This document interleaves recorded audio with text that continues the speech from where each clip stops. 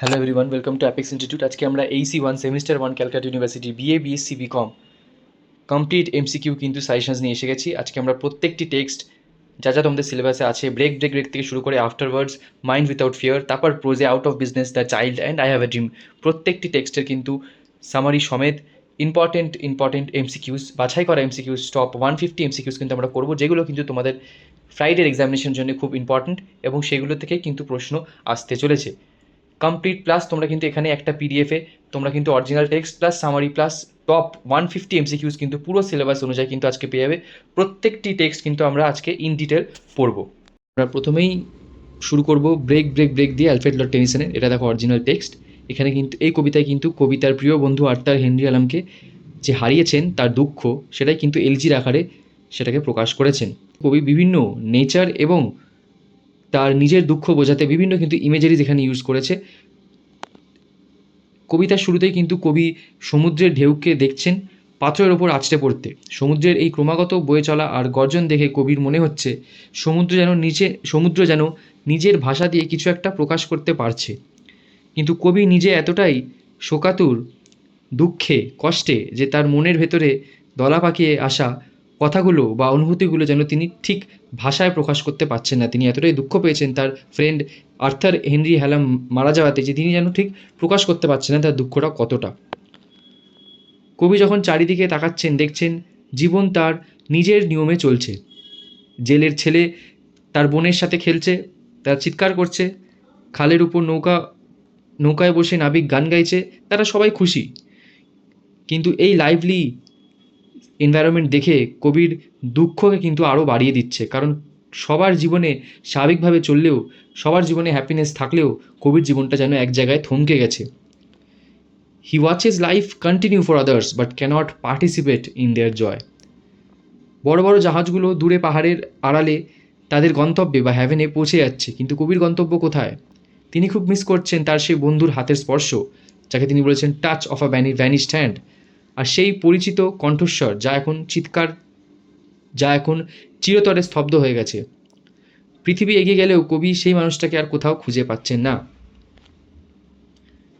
সবশেষে কবি আবারও সমুদ্রকে বলছেন ঢেউ ভাঙতে, কিন্তু তিনি মেনে নিচ্ছেন যে ফেলে আসা দিনগুলোর যে সুন্দর মুহূর্ত বা স্মৃতি, টেন্ডার গ্রেস, তা আর কোনোদিনও কিন্তু ফিরে আসবে না। সমুদ্রের জোয়ার বারবার ফিরে আসে, কিন্তু চলে যাওয়া মানুষ বা সময় আর কোনোদিনও কিন্তু ফিরে আসে না। তো দেখো, the poem is less about the sea itself and more about the frustration of being unable to express deep sorrow. পুরো পৃথিবী আর প্রকৃতি যখন নিজের ছন্দে চলছে, কবি তখন তার বন্ধুর মৃত্যুতে এক গভীর শূন্যতা আর নীরবতার মধ্যে ডুবে আছেন। প্রকৃতির এই থেমে না থাকাটাকেই মনে করিয়ে দিচ্ছে যে তিনি যা হারিয়েছেন তা অপূরণীয়। তো প্রথমেই দেখো, ব্রেক ব্রেক ব্রেক কবিতাটি রচয়িতাকে, who is the author of the poem break break break, Alfred Lord Tennyson. How many times is the word break break break uttered in the poem? এর অ্যান্সার কিন্তু হবে 8 times. The poet urges the sea to break on which specific type of stones? Cold grey stones. Answer হবে B. According to the first stanza, what does the poet wish his tongue could আটার? Fourth answer কিন্তু হবে B, the thoughts that arise in me. Who is described as shouting with his sister while at play? Fifth answer কিন্তু হবে C, the fisherman's boy. Based on the description of the boy at play, what is the profession of his father? Profession of the boy's father is fisherman. With whom is the boy shouting while he plays? এর answer কিন্তু হবে his sister. Who is mentioned as singing in his boat on the bay? The sailor lad. What adjective does the poet use to describe the ships that go on? Stately. The speaker expresses a deep longing for the touch of what? For the touch of a vanished hand. What is the condition of the voice that the speaker remembers? It is still. In the final stanza, what kind of grace does the poet say will never come back to him? It is the tender grace of a day that is dead.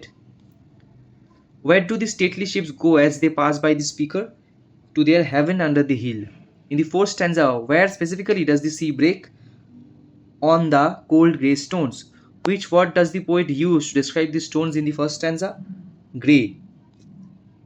The poem is written as an address to what? The poem is written as an address to the sea.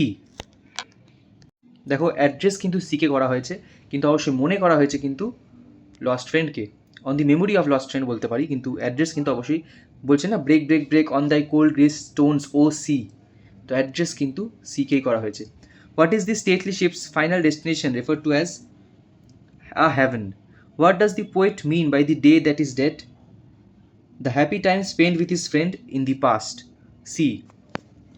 The repetition of break, break, break at the beginning and near the end suggests what? The repetitive and eternal movement of the ocean, B. Which of the following sounds is not mentioned in the poem? Laughing, কিন্তু এখানে mention নেই। In contrast to the speaker's grief, the fisherman's boy and the sailor lad represent innocence and the continuity of life. What is the hill likely protecting in the third stanza? The harbor or heaven. The use of the word utter in the first stanza implies that the poet is unable to express his grief in words.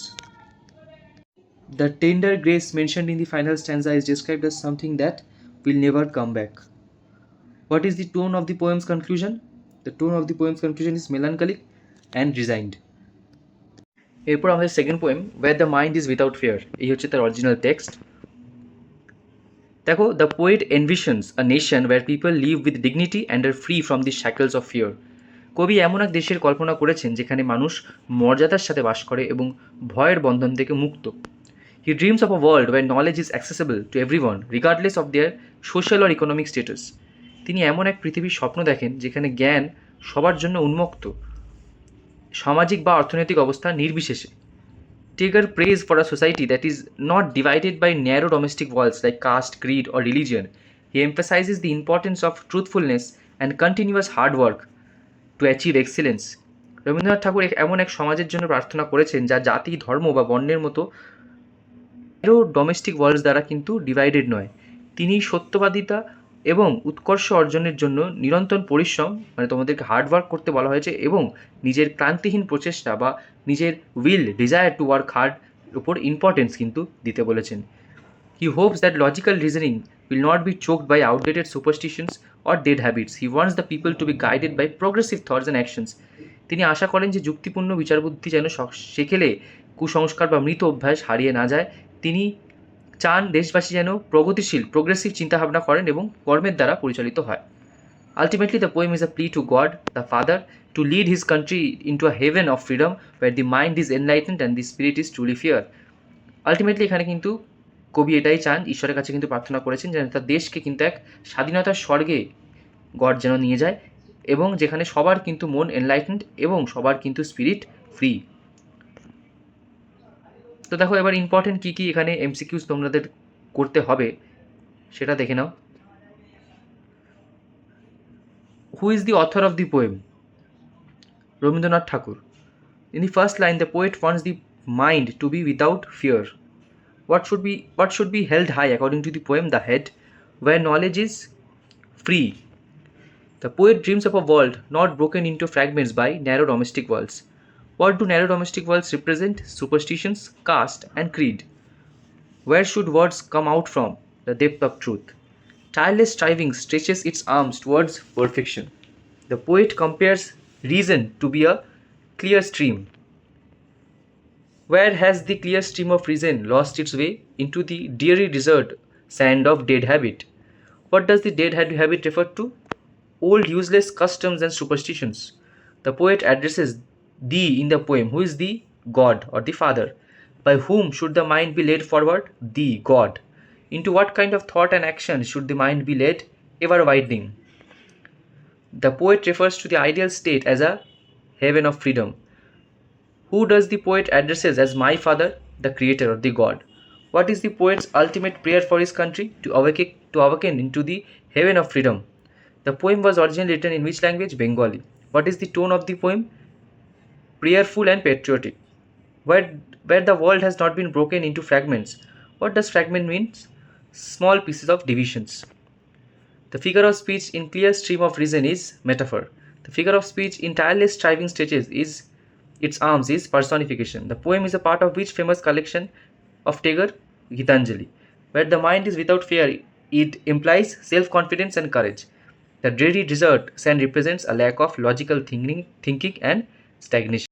এরপরে কিন্তু Thomas হার্ডির afterwards, এই হচ্ছে তার original text English এবং বেঙ্গলিতে। এর সামারিটা এবার আমরা দেখে নিই। The poem is an ইম্যাজিনেটিভ look at the poet's own death. Hardy wonders how his neighbors will remember him, not for great deeds, but for his quiet observation of nature. কবিতাটি কিন্তু কবির নিজের মৃত্যুর একটি কাল্পনিক চিত্র। এখানে থমাস হার্ডি ভাবছেন তার প্রতিবেশীরা তাকে কীভাবে মনে রাখবে, বড় কোনো কাজের জন্য নয়, বরং প্রকৃতির প্রতি তার শান্ত পর্যবেক্ষণের জন্য কিন্তু তাকে মনে রাখবেন। হার্ডি মে মাসে তার মৃত্যুর কথা কল্পনা করেছেন। তিনি আশা করেন যে মানুষ যখন রেশমের মতো কোমল কচি পাতা দেখবে, তখন তারা তাকে এমন একজন মানুষ হিসাবে মনে রাখবে যিনি ঋতু পরিবর্তনের এই ক্ষুদ্র সৌন্দর্যগুলি লক্ষ্য করতেন। Hardy imagines dying in May. He hopes people will see the delicate silk-like new leaves and remember him as a man who always noticed the small beauty of the changing seasons. যদি গোধূলি বেলায়, মানে twilight সময়, যদি গোধূলি বেলায় তার মৃত্যু হয়, যখন ডিউ ফল হক, যাকে বলা হয়েছে রাতচরা পাখি, চোখের পলকের মতো নিঃশব্দে উড়ে যায়, তবে তিনি আশা করেন কোনো দর্শক ভাববে যে প্রকৃতির এই দৃশ্যটি তার কাছে অত্যন্ত পরিচিত ছিল। He hopes a watcher will think that such a natural sight was deeply familiar to him. যদি কোনো উষ্ণ ও পতঙ্গময় রাতে মৃত্যু আসে, আশা করেন মানুষ হেজগের মতো নিরীহ প্রাণীদের প্রতি তার দয়ার কথা মনে রাখবে, যদিও তাদের রক্ষা করার খুব বেশি ক্ষমতা তার ছিল না। If he passes in winter, he wonders if those looking at the brilliant starry sky will remember him as a person who truly appreciated the mysteries of the universe. যদি শীতে তার মৃত্যু হয়, তিনি ভাবছেন উজ্জ্বল তারকাময় আকাশের দিকে তাকিয়ে কেউ কি তাকে এমন একজন হিসাবে মনে রাখবে যিনি মহাবিশ্বের এক রহস্যময় সৌন্দর্য উপভোগ। তো দেখো, আলটিমেটলি কিন্তু এখানে কবি নিজেরই মৃত্যুকে কিন্তু ইম্যাজিন করেছেন, থমাস হার্ডি নিজেরই ডেথকে কিন্তু ইম্যাজিন করেছেন। যখন তার শেষকৃত্যের ঘণ্টা, যাকে বলেছে ফিউনারাল বেল, বাজবে এবং বাতাস সাময়িকভাবে সেই শব্দকে থামিয়ে দেবে, তিনি আশা করেন মানুষ বলবে যে যদিও তিনি এখন আর শুনতে পারছেন না, একসময় তিনি জীবনের এই ছন্দগুলো গভীরভাবে শুনতেন।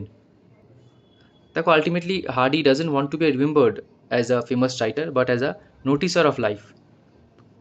ঠিক আছে, এর ইম্পর্টেন্ট কিছু এমসিকিউজ আমরা দেখে নিই। প্রথমে হচ্ছে, what does the phrase postern referred to the first line? Postern মানে কি? A back door or private entrance. Hardy describes his life stay as tremulous, which suggests it was shaky and fragile. In the first stanza, the May month is personified as doing what with its leaves? Flapping them like wings. The new leaves are compared to new spun like because they are delicate flamed. Who does the poet imagine will speak about him after his death? The neighbors. The dewfall hawk is a metaphorical name for which bird? A nightjar. How does Hardy describe the sound movement of the bird's flight? Like an eyelid's soundless blink. Where does the dewfall hawk land in the second stanza? A wind-wrapped upland thorn. What does a gazer think when seeing the bird at dusk?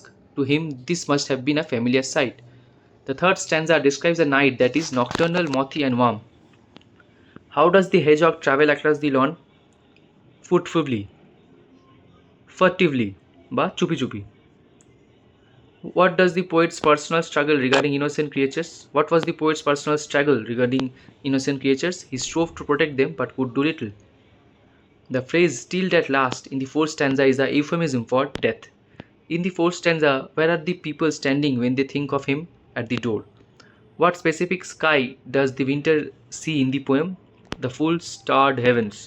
Hardy is remembered as one who had an eye for such mysteries. What is the bell of quittance? A funeral death bell. The bell is heard ringing in the gloom. What causes a pause in the sound of the bell's outrollings? A crossing bridge. When the bell sound returns after the pause, it sounds like a new bell's boom. The poem ends with the neighbor saying he hears it now. He hears it not now, but he used to notice such things. The wind-wrapped upland thorn suggests a landscape that is rugged and exposed to weather. Which word in the poem describes the texture of the May leaves? Delicate flamed. The poem structure moves through different times, which is not high summer noon. What is the overall tone Hardy uses to evaluate his own life? Unpretentious and observant. এরপরে আমরা পুরো সেকশনে আসবো, যেখানে কিন্তু R K. Narayan out of business, Munshi প্রেমচাঁদের the child এবং Martin Luther King জুনিয়রের আই হ্যাভ আ ড্রিমের কিন্তু কোয়েশ্চেন অ্যান্সার এমসিকিউস এবং সামারি আমরা দেখব। তো এই হচ্ছে আউট অফ বিজনেসের কিন্তু অরিজিনাল টেক্সট। আমরা এর সামারি কিন্তু সহজ ভাষায় কিন্তু বুঝে নেওয়ার চেষ্টা করব। তো প্রথমেই দেখো, রামারাও কিন্তু মালগুডির একজন ব্যবসায়ী ছিলেন। একটি গ্রামাফোন কোম্পানির এজেন্ট হিসেবে তিনি কিন্তু ভালোই উপার্জন করতেন, কিন্তু হঠাৎ একটি আর্থিক বিপর্যয়ের কারণে কোম্পানিটি কিন্তু বন্ধ হয়ে যায় এবং তিনি বেকার হয়ে পড়েন। আনএমপ্লয়মেন্টে তিনি ভোগেন। তার জমানো টাকা কিন্তু শেষ হয়ে যায়। তার যে ফ্যামিলি ছিল সে কিন্তু চরম দারিদ্র্যের মুখে পড়ে।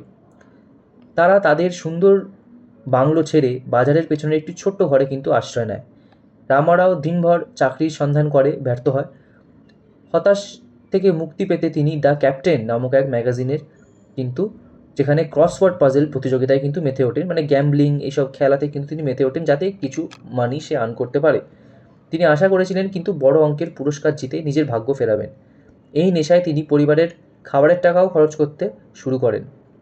মানে বেসিক যে নেসেসিটিসগুলো আছে, খাবারের জিনিস বা বাড়ির জিনিস, সেগুলো তিনি না কিনে কিন্তু ওই ক্রসওয়ার্ড পাজেল গেমটায় কিন্তু টাকা উড়িয়ে দিতেন।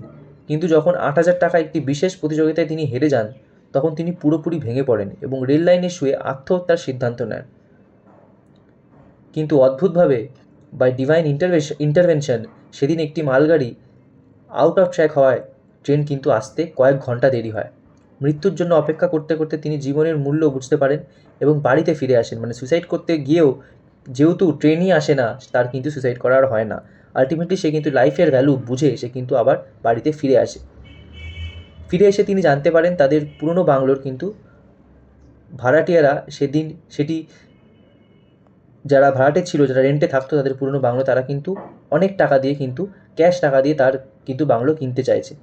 রামারাও বুঝতে পারে যে ভাগ্য তাকে আবার সুযোগ দিয়েছে। তিনি বাড়িটি বিক্রি করে সেই টাকা দিয়ে মাদ্রাসে নতুন করে কিন্তু জীবন শুরু করার সিদ্ধান্ত নেন এবং প্রতিজ্ঞা করেন যে কখনো ওই ক্রসওয়ার্ড পাজল কম্পিটিশানে কিন্তু আর টাকা নষ্ট করবেন না। তো এই ছিল তোমার আরকে নারায়ণের কিন্তু আউট অফ বিজনেসের একটু শর্ট সামারি। তোমরা কিন্তু অবশ্যই মেন টেক্সটগুলো পড়ো, স্পেশালি কিন্তু প্রোজ এবং পোয়েমের দুটো ক্ষেত্রে কিন্তু, কারণ সিইউ কিন্তু লাইন বাই লাইন থেকে কিন্তু প্রশ্ন দেয়। অরিজিনাল টেক্সট কিন্তু অবশ্যই পড়ে যেও। প্লাস এমসিকিউসগুলো তো ডেফিনেটলি করবে, এগুলো কিন্তু সেই লাইন তুলেই কিন্তু এমসিকিউসগুলো করা, যাতে তোমাদের সুবিধা হয়। ঠিক আছে, এমসিকিউসগুলো তো করবেই, কিন্তু তারপরেও কিন্তু একবার করে রিডিং পড়ে যাবে original text. What kind of a company did Ramarao work for? A gramophone company. In which town was Ramarao's agency located? Malgudi. For how many years did his business bring him enough money? 5 years. Where did Ramarao build a small bungalow? In the extension. What was the thinking of buying for his use? An old baby car. What was the gramophone company's factory located? Where was the gramophone company's factory located? North India. The collapse of the gramophone company was triggered by a bank crash in which city? Lahore. What caused the death of the Bombay financier? His car flew off the road downhill. Why was it suspected that the financier committed suicide? His wife eloped with his cashier. When Ramarao applied for his security refund, what happened? There was no one to receive his application. What was the first economy measure Ramarao's wife took? Sent away the cook and servant. Where did the children go to school after being withdrawn? A free primary school. To which location did the family move after letting out their bungalow? Behind the market. How many applications did Ramarao send out a day? A dozen. What was Ramarao's approximate age when looking for employment? Approaching 40. What was the family's only source of income after all cash was gone? Rent from the extension bungalow. What was the name of the journal Ramarao found? The Captain. What was the first amount usually offered? 40,000 rupees. Where did Ramarao go to look at the journal without paying? The newsagent's shop.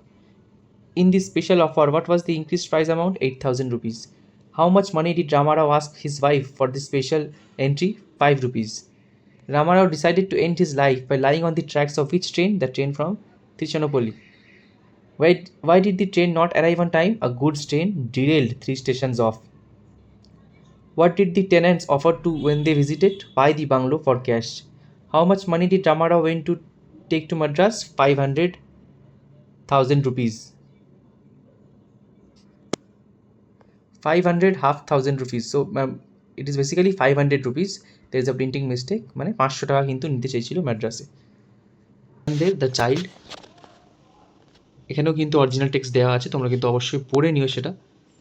এরপর এর easy summary আমরা দেখব। তো প্রথমে দেখো, গাঙ্গু কিন্তু একজন ব্রাহ্মণ সার্ভেন্ট, যে নিজের lineage নিয়ে কিন্তু খুব proud. Unlike other servants, he does not সালাম দি narrator or perform menial tasks like fanning him, believing it is beneath his dignity as a ব্রাহ্মণ। তো গাঙ্গু কিন্তু একটা ব্রাহ্মণ সার্ভেন্ট, যে কিন্তু নিজের কাজ নিয়ে খুব ডিগনিটিতে বজায় রাখে। সে কিন্তু অন্য সার্ভেন্টসদের মতো ফ্যান দিয়ে হাওয়া করা বা একদম ছোটো ছোটো কাজ করা কিন্তু সে ভাবে যে অ্যাজ এ ব্রাহ্মণ তার ডিগনিটির নিচে, সেই জন্য করে না। One morning Gangu comes to the narrator to resign. ন্যারেটারের কাছে কিন্তু গাঙ্গু আসে, সার্ভেন্ট, সে বলে রিজাইন করার জন্য সে আসে। He reveals that he wants to marry Gomti Devi, a widow who had been expelled from a widows ashram and had a bad reputation for leaving 3 previous husbands. Gangu believes she is misunderstood and simply needs love. সে ন্যারেটারের কাছে আসে, এসে বলে যে আমি বিয়ে করতে চাই উইডোকে। উইডোর নাম কি? গোমতি দেবী, যাকে কিন্তু উইডো আশ্রম থেকে বের করে দেওয়া হয়েছে ব্যাড রেপুটেশনের জন্য, কারণ সে তার প্রিভিয়াস 3টে হাজব্যান্ডকে কিন্তু ছেড়ে দিয়েছেন। Despite the narrator's warnings that Gomti will betray him, Gangu marries her. For a while they live happily and Gangu earns a living selling snacks. However, after chaat বেচে কিন্তু গাঙ্গু ইনকাম করতে শুরু করে এবং গোমতি দেবীকে বিয়ে করে। ন্যারেটার কিন্তু তাকে ওয়ার্নিং দেন যে গোমতি দেবী কিন্তু তাকে বিট্রে করবে, কিন্তু সে শোনেনি। Living the narrator feeling vindicated that his cynical prediction came true. Gangu eventually finds Gomti in a hospital in Lucknow where she has given birth to a baby boy. The baby is born only 6 months after their marriage, implying Gangu is not the biological father. However, Gangu joyfully accepts the child as a gift from God and his own son. Gangu uses a powerful metaphor. If he takes a sown field, he will not disown the harvest just because someone else sowed it. So ultimately দেখো, touched by Gangu's selfless love and lack of prejudice, the narrator realizes his own moral superiority was fake. He kisses the child, acknowledging Gangu as a truly noble human being. তো ultimately দেখো, গোমতি দেবী যে পালিয়ে গেছিলো, কারণ সে কিন্তু একটি হসপিটালে গেছিলো লখনৌয়ে, সেখানে একটি বেবি বয়কে জন্ম দেয়। তো জন্ম দেওয়ার পরে কিন্তু গাঙ্গু জানতে পারে, যেহেতু অনলি 6 মান্থস পরে তাদের বিয়ের বাচ্চারা জন্ম নেয়, সেখানে কিন্তু গাঙ্গু জানতে পারে যে সে কিন্তু অবশ্যই তার বায়োলজিক্যাল ফাদার নয়। তাও কিন্তু গাঙ্গু বাচ্চাটিকে অ্যাকসেপ্ট করে as a gift from God. Gangu কিন্তু এখানে বলে যে অন্য কেউ কিন্তু ফিল্ডে সোন করলে সে তার হারভেস্টটাই কিন্তু কখনোই রিজেক্ট করবে না। সে আলটিমেটলি হিউম্যানিটির একটি নিদর্শন দেওয়ার চেষ্টা করেছে এখানে হুলকরাজ আনন্দ, যে গাঙ্গু কিন্তু কীভাবে সব কিছু বাধা পেরিয়েও কিন্তু চাইল্ডটাকে কিন্তু অ্যাকসেপ্ট করবে আলটিমেটলি। এখানে দ্য স্টোরি কিন্তু তোমার এই পুরো গল্পটাই কিন্তু মানে আমাদের ইন্ডিয়ান সাইকোলজিকে চ্যালেঞ্জ করে, ইন্ডিয়ান সোসাইটিকে চ্যালেঞ্জ করে, যেখানে কিন্তু নোবিলিটি সবসময় জন্ম থেকে হয় না, যেখানে কিন্তু জন্ম থেকে কিন্তু কেউ নোবেল হয় না। নোবিলিটি সেটাই যেখানে আনকন্ডিশনাল লাভ আছে এবং যাদেরকে সমাজ রিজেক্ট করে দিয়েছে সেটাকে অ্যাকসেপ্ট করার ক্ষমতা কিন্তু সবার থাকে না। এখানেই কিন্তু Gangu as a protagonist a true noble human being হয়ে ওঠে। এরপরে এর এমসিকিউজ দেখো। Author of the child Munshi Premchand. The original Hindi title Balak. To which caste does Gangu belong to? Brahmin. How does the narrator describe Gangu's attitude towards him? Proud and expects reverence. What habit does the narrator find surprising that Gangu doesn't have? Drinking bhang. What does Gangu do when the narrator is sweating profusely? He picks up the fan by himself. Why does the narrator initially get worked up when servants come to see him? He dislikes requests for advances or complaints. What was Gangu's specific reason for visiting the narrator in the morning? To resign from his duties. Why did Gangu decide to leave his job? He was going to marry a controversial widow. Where had Gomti Devi been expelled from? The widow's ashram. How many times had Gomti Devi been married off by the ashram's officials before? 3 times. What does Gangu believe in the reason Gomti left her previous husbands? They did not give her love. What condition does Gangu claim Gomti suffers from? Possession by a spirit or unconsciousness? Why did the narrator accept Gangu's resignation? He wanted to avoid quicksand and social complications. How did Gangu earn his livelihood after leaving the narrator? By hawking chaat in the bazaar. How much did Gangu typically earn as a profit per day? 8 to 10 annas. How did the narrator feel when he first heard Gomti had run away? He felt a strange pleasure and vindication. Where did Gangu finally find Gomti Devi? In a hospital in Lucknow. How did Gangu find out Gomti's location? From a female friend she had confided in. How old was the baby when Gangu brought him to the narrator? 1 month. In which month of the marriage was the baby born? 6th month. What metaphor does Gangu use to explain his acceptance of the child? Not disowning the harvest of a sown field. To whose joy does the narrator compare Gangu's happiness? Nand holding the child Krishna. What is the narrator's reaction at the very end of the story? He takes the child in his lap and kisses him. How does the narrator describe himself in the final lines? A black-hearted person who is mean inside. নিজেকে কিন্তু narrator এইভাবে describe করে a black-hearted person who is mean inside. এরপরে আমাদের last text, সেটা হচ্ছে I have a dream by Martin Luther King junior. এই হচ্ছে তার অরিজিনাল টেক্সট। এখানে তোমরা একটা জিনিস খেয়াল করো, একই লাইন কিন্তু অনেকবার রিপিট আছে এই টেক্সটে, আর এটাকে আমরা বলি অ্যানাফোরা, যেখানে কিন্তু আমরা একই লাইন অনেকবার সাকসেসিভ লাইনে কিন্তু আমরা রিপিট করছি। দেখো আই হ্যাভ আ ড্রিম সব লাইনে আছে, আবার এখানে দেখো লেট ফ্রিডম রিং বলে রিপিটেশন আছে। তো এই রিপিটেশনকেই কিন্তু আমরা বলি অ্যানাফোরা। এই ফিগার অফ স্পিচ কিন্তু তোমাদের আসতে পারে কোয়েশ্চেনে।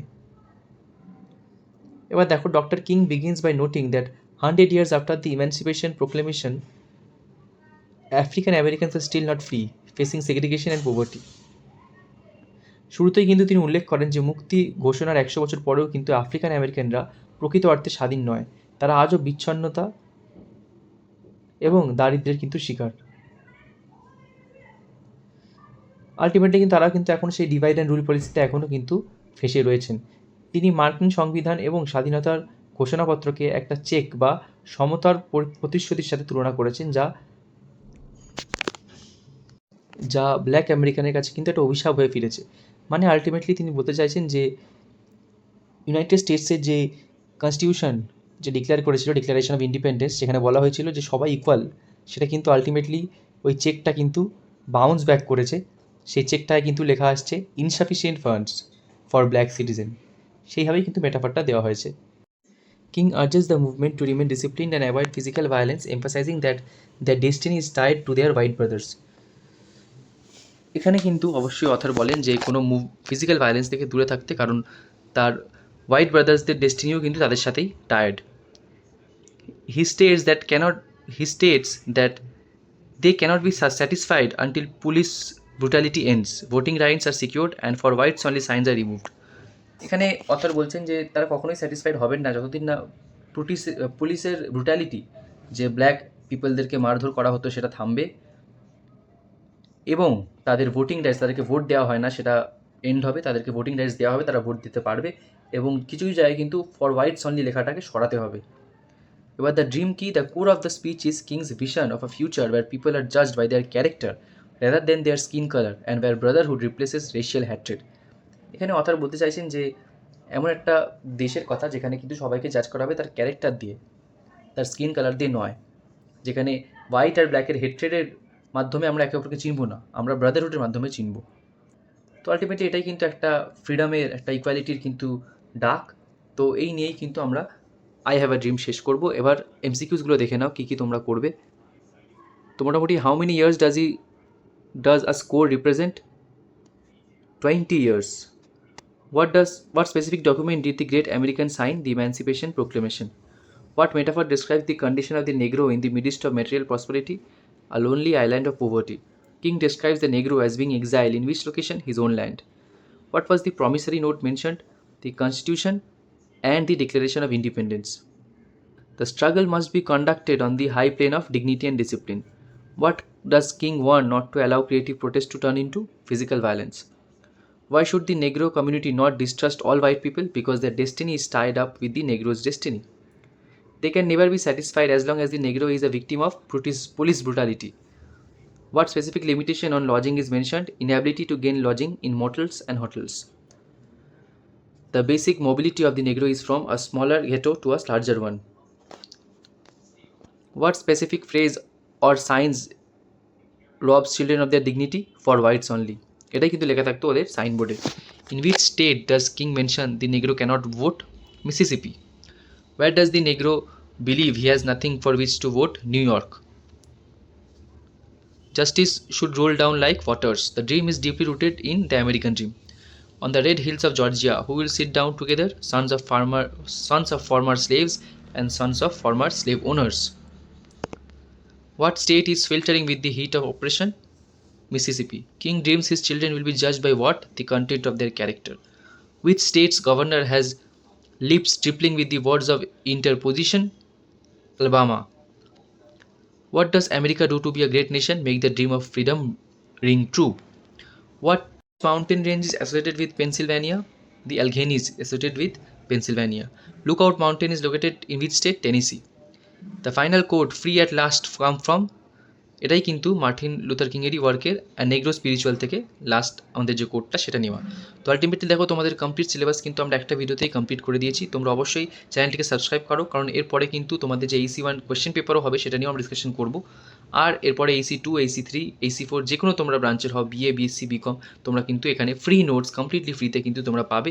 প্লাস যারা ইংলিশ অনার্সের স্টুডেন্টস আছে তারাও কিন্তু DSC1, SSC1 থেকে শুরু করে কমপ্লিটলি তোমাদের ক্যালকাটা ইউনিভার্সিটির ইংলিশ অনার্সের নোটস কিন্তু এখানে ফ্রিতে পাবে without any cost. So that's it. ভিডিওটি ভালো লাগলে অবশ্যই লাইক করো, শেয়ার করো এবং সাবস্ক্রাইব করো। Thank you.